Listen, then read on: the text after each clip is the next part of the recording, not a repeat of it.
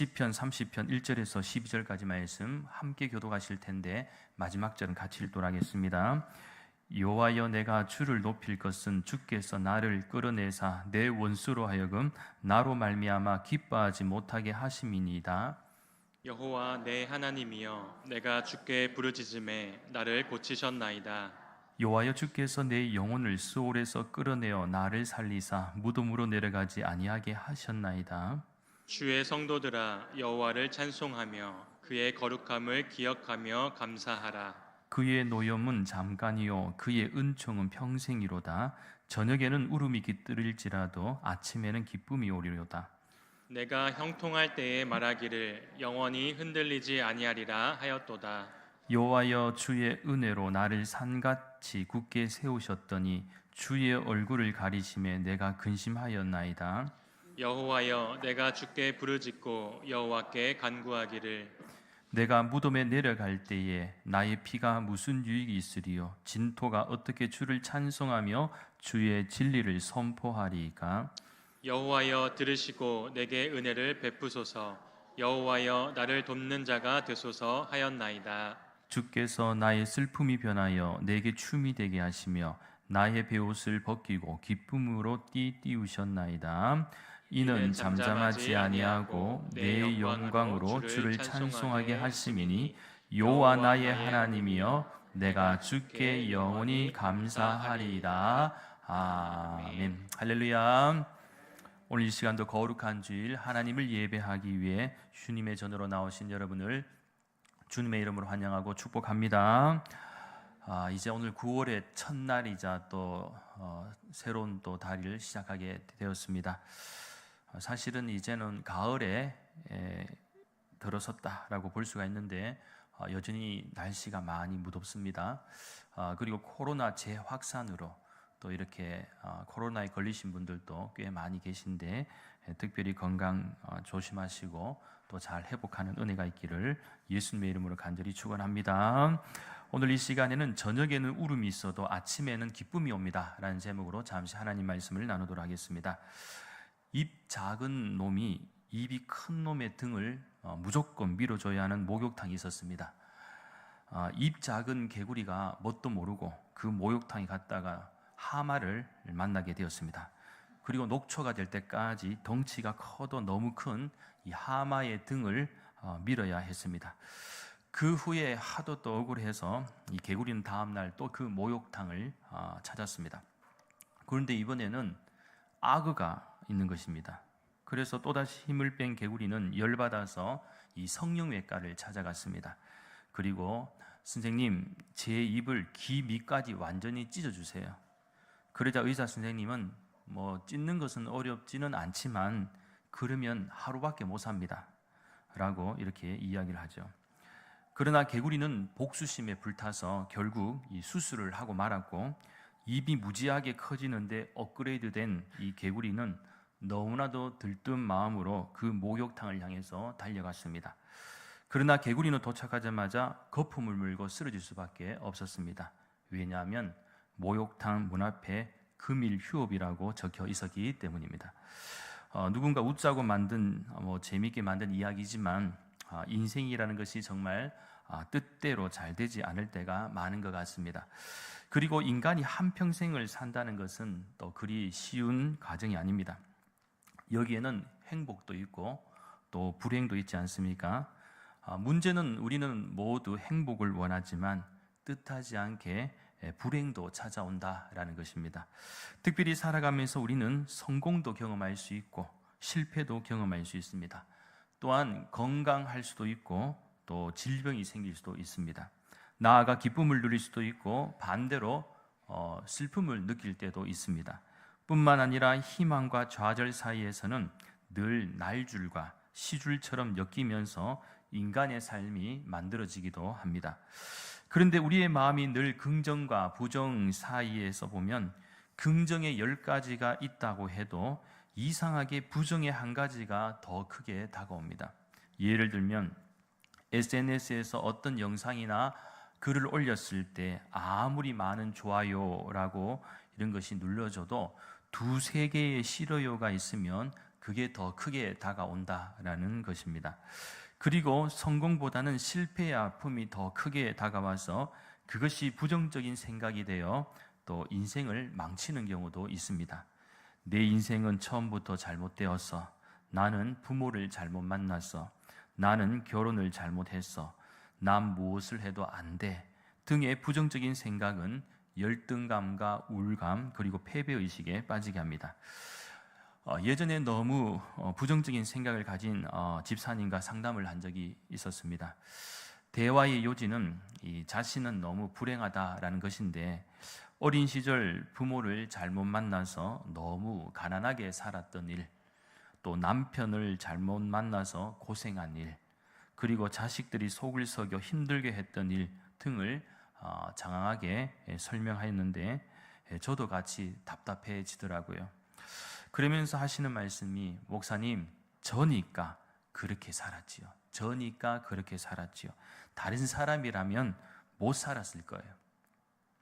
그래서 순간 여기서는 그 어떤 반박도 하면 안 되겠다 싶어서 맞습니다. 집사님이시니까 잘 이겨내셨고 또 잘 사신 것입니다.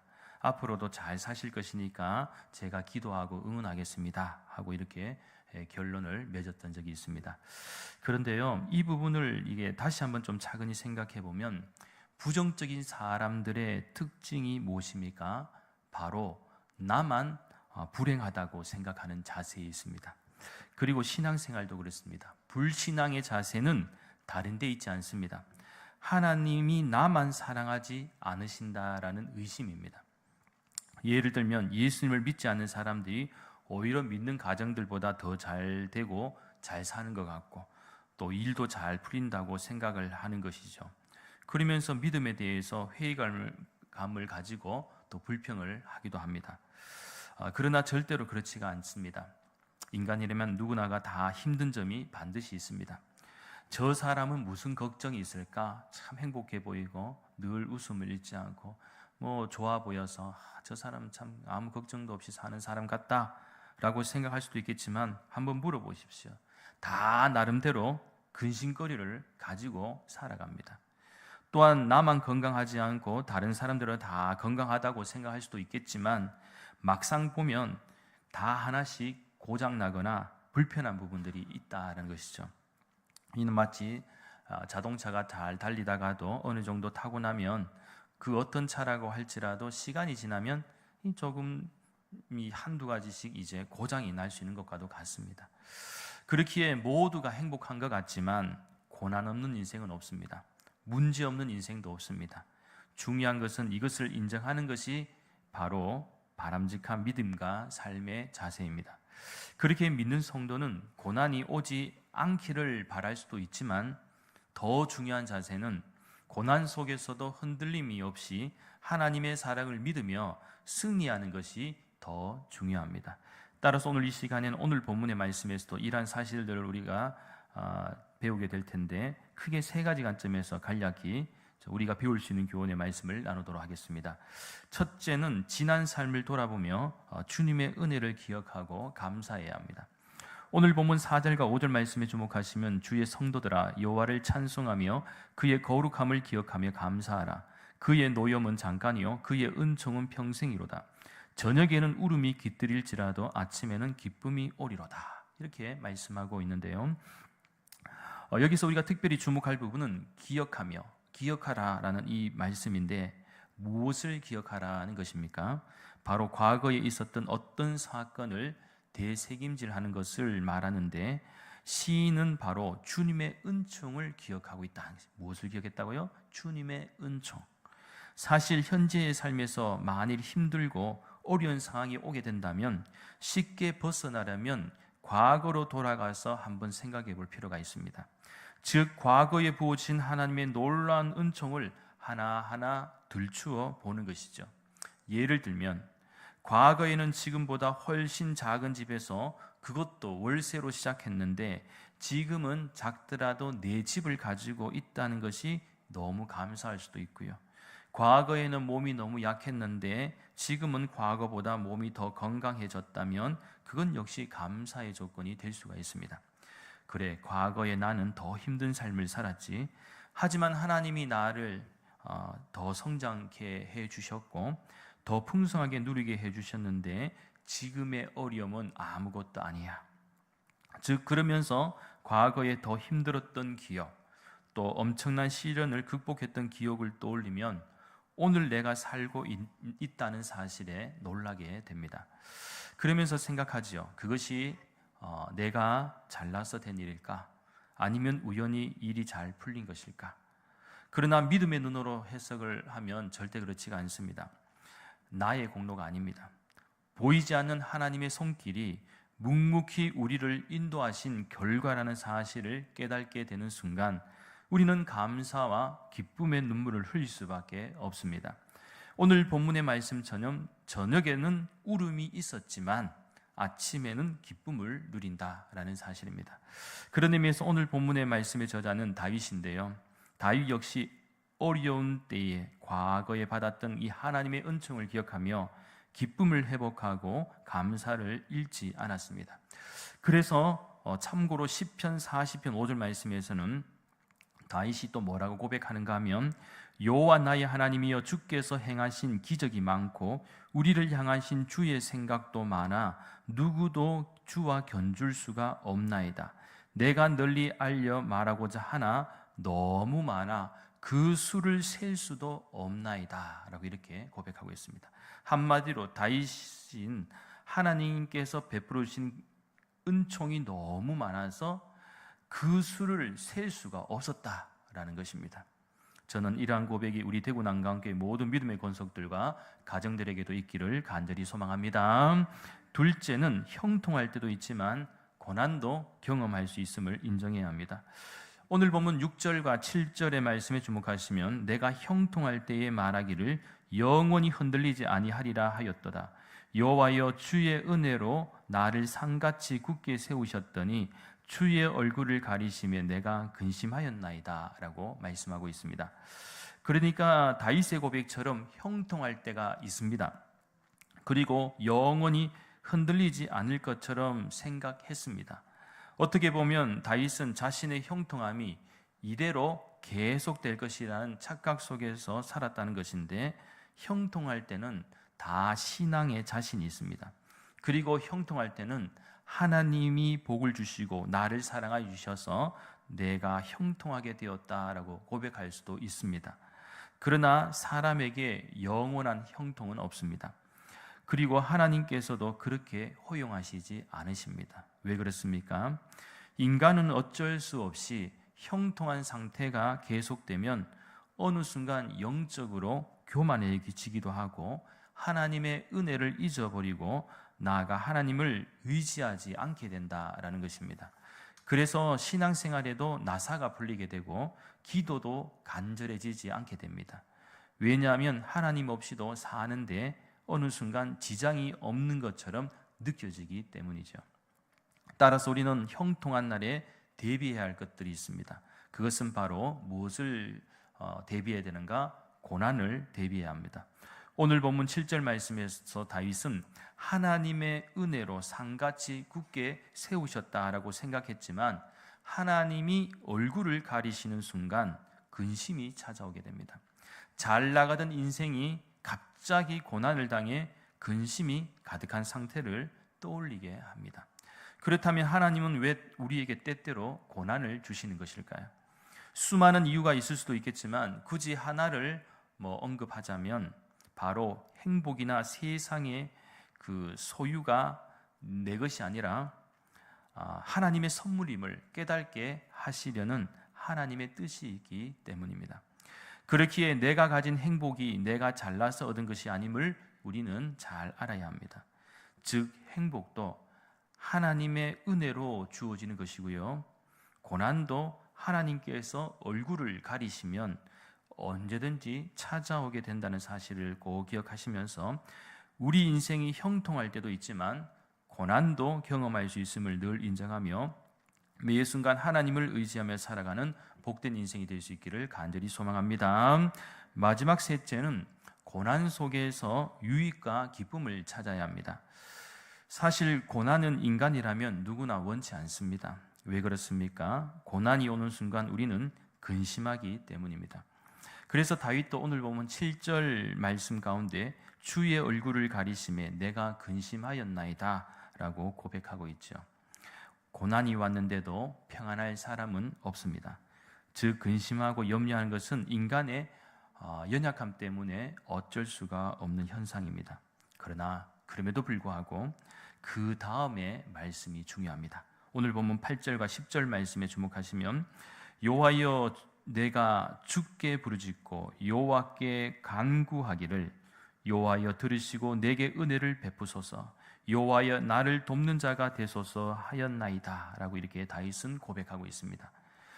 여기서 다윗이 하나님께 부르짖고 간구했다라는 것은 바로 기도를 시작했다라는 것을 잘 발견할 수 있는 대목입니다. 여러분, 다윗이 무엇을 했다고요? 무엇을? 기도를. 그런데 기도는 고난당한 자가 받는 축복입니다. 왜냐하면 형통할 때는 이렇게 간절한 기도를 하기가 어렵습니다. 그러나 고난이 닥치고 불행이 다가올 때 비로소 사람들은 주님께 부르짖고 간구하며 기도합니다. 오늘 본문 10절의 말씀처럼 하나님 은혜를 베풀어 주세요, 도와주세요, 살려주세요 라는 간절하고도 진실한 기도가 나오게 된다는 것입니다. 그런데 이러한 기도가 중요한 것은 환경과 상황이 어떻든 간에 분명한 것은 하나님을 의지하게 되고 무엇보다 하나님만이 나의 문제 해결의 열쇠를 가지고 계신 분으로 인정하게 된다는 것이죠. 그렇게 고난을 통해 이런 기도를 할 수만 있다면 고난이 변하여 축복이 될 줄 믿습니다. 그리고 하나님은 우리를 어떻게 변화시키는가 하면 오늘 본문 11절과 12절의 말씀에 주목할 필요가 있는데요, 이 부분은 한 목소리로 같이 다시 한번 합독하시겠습니다. 11절 12절 주께서 나의 슬픔이 변하여 내게 춤이 되게 하시며 나의 베옷을 벗기고 기쁨으로 띠우셨나이다. 이는 잠잠하지 아니하고 내 영광으로 주를 찬송하게 하심이니 여호와 나의 하나님이여 내가 주께 영원히 감사하리이다. 아멘. 그러니까 하나님은 하나님을 찾고 의지하며 기도하는 자에게 슬픔이 변하여 춤이 되게 하시고 기쁨이 되게 하십니다. 또한 하나님을 찬송하게 하시고 나아가 하나님께 영원히 감사하는 마음을 주신다라는 사실입니다. 그러니 우리가 믿고 고백할 수 있는 하나님이 계신다는 것이 얼마나 기쁘고 감사한 일일까요? 다윗은 이러한 사실을 분명히 그의 인생 가운데 알았고 고난이 와도 기쁨을 회복시켜 주셨습니다. 바라옵기는 오늘 주신 말씀처럼 우리 역시 형통하고도 행복한 삶을 경험할 수 있고 반대로 고난 가운데 불행한 시간들도 경험할 수가 있습니다. 그러나 그때 중요한 것은 형통하거나 행복하다고 교만할 것이 아니라 또한 고난 가운데 불행한 시간이라 하여 좌절하거나 낙심하는 것이 아니라 그때 우리가 바라보고 의지해야 할 분은 바로 하나님이심을 믿습니다. 하나님은 반드시 하나님을 의지하고 믿는 자에게 슬픔이 변하여 기쁨이 되게 하시고 오늘 본문 5절 말씀처럼 저녁에는 울음이 깃들일지라도 아침에는 기쁨이 오는 은혜가 있게 될 줄 믿습니다. 그렇게 우리 믿는 성도들은 늘 힘들고 어려울 때마다 지난 삶을 돌아보며 주님의 은혜를 기억하고 감사해야 할 뿐만 아니라 우리 인생은 늘 형통할 때도 있지만 반대로 고난도 경험할 수 있음을 인정하고 나아가 고난 속에서 유익과 기쁨을 찾아가는 은혜가 있기를 예수님의 이름으로 간절히 축원합니다. 기도드리겠습니다. 거룩하신 하나님, 저희들이 이 세상을 살아가다 보면 형통하거나 행복한 순간도 있고 반대로 고난과 불행의 시간도 있음을 고백합니다.